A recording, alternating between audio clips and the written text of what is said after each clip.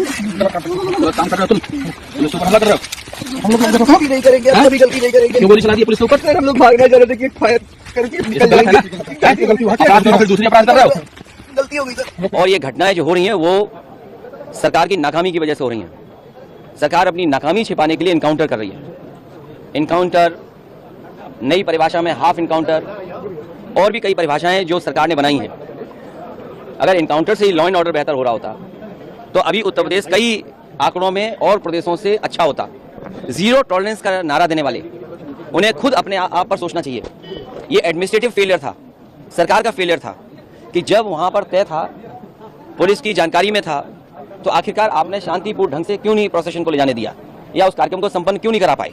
जो लोग एक शांतिपूर्ण तरीके से एक कस्बे गांव का या आसपास के लोगों का कार्यक्रम शांतिपूर्ण से संपन्न नहीं करा पाएंगे, उनसे लॉ ऑर्डर की क्या उम्मीद करेंगे आप। और फिर ये इनकाउंटर, हाफ इनकाउंटर, ये डराने के लिए हैं। आप मुझसे ना नाम बताते ना कुछ बताते, तब भी मैं कह सकता था कि इनकाउंटर किसका किया इन्होंने। इनकाउंटर करना और नफरत को बढ़ावा देना, ये सरकार को नया तरीका मिल गया है काम करने का। ये अपनी सब नाकामी छिपा रहे हैं। याद कीजिए, उससे पहले दुनिया में कहीं ऐसा होता हो कि जब पहले इनकाउंटर पे सवाल उठाओ मंगेश पर, तो सरकार कहती है क्योंकि हमें बैलेंस करना है तो उसमें क्षत्रिय को भी मार दिया। तो ये कहां का लॉ एंड ऑर्डर है, कहां की ये व्यवस्था है जहां पर आप बैलेंस करने के लिए किसी की जान ले रहे हैं। और सरकार अपनी नाकामी छिपाने के लिए खासकर इस तरह के इनकाउंटर कर रही है। जो घटना हुई दुखद हुई, जो घटना हुई दुखद थी, और ऐसी घटना समाज में ना हो। जो वहां पर फेलियर था, हमारे साथी ये पूछ रहे हैं कि आप क्या करते या क्या परिवार से मिलेंगे। जो दुखी परिवार होगा उसको न्याय दिलाने के लिए हम लोग काम करेंगे। लेकिन सवाल ये वही खड़ा हो जाता है कि सरकार की नजर में भेदभाव नहीं होना चाहिए। सरकार, जो अंग्रेजों ने कभी नारा दिया था डिवाइड एंड रूल, सरकार उसी पे काम कर रही है, डिवाइड एंड रूल। ये आम लोग जानते हैं, आम लोग ये बात जानते हैं। और आप तो पत्रकार लोग हैं, बुद्धिजीवी हैं, और पड़ोसी जिले का मामला है, आप मुझसे बेहतर जानते होंगे कि ये घटना हुई नहीं है, घटना कराई गई है। और कराई गई के लिए दोषी कौन होगा?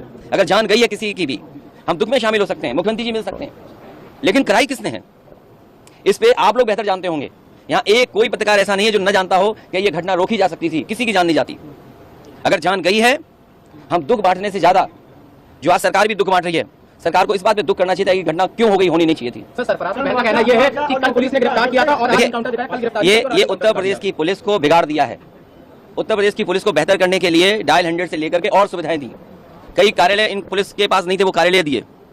कई इंफ्रास्ट्रक्चर के काम किए सरकार ने। लेकिन जो पुलिस का तरीका हो गया है, जब कभी भी जांच होगी, बहुत से दोषी लोगों के खिलाफ कार्रवाई होगी, जेल भी जाएंगे। और आपको तो वो दिन भी याद होगा जिस समय अखबार में निकला था, इसी प्रदेश के, इसी सरकार के सबसे पहले डीजीपी, उन्होंने कहा कि ये पुलिस जो आज इनकाउंटर कर रही है, कल इनके साथ कोई खड़ा नहीं दिखाई देगा।